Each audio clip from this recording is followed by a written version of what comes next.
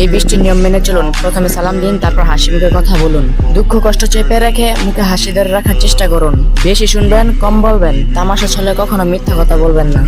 ভুল হলে সাথে সাথে ক্ষমা চেয়ে নিন বা দুঃখ প্রকাশ করুন। অকারণে বেশি হাসি বা ঠাট্টা মস্করা করবেন না।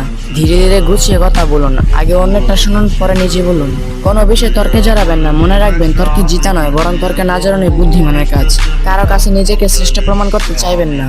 ধৈর্য ধরে রাগ নিয়ন্ত্রণে রাখুন। কেউ ভুল করলে ক্ষমা করুন, অন্যের দোষ ঢেকে রাখুন। মানুষের প্রতি সুধারণা রাখুন।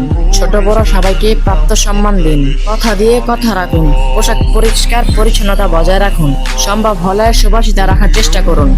না পারলে খাবার জোর করে খাবেন না। অন্যের জিনিসে লোভ করবেন না। খাবার সামনে এলে আগে অন্যকে দিন। মুখ ও শরীর দুর্গন্ধ মুক্ত রাখুন। আপনার যা কিছু আছে পরিষ্কার পরিচ্ছন্নতা রাখুন। চরিত্র ও নৈতিকতা উন্নত রাখুন। নিজের দুঃখের কষ্টের কথা কাউকে বলবেন না, শুধুমাত্র সেজদায় পরে আল্লাহর কাছে বলুন। আচার ব্যবহার ভদ্রতা বজায় রাখুন। আল্লাহ তাআলা আমাদের সবাইকে বুঝে তৌফিক দান করুক, আমিন।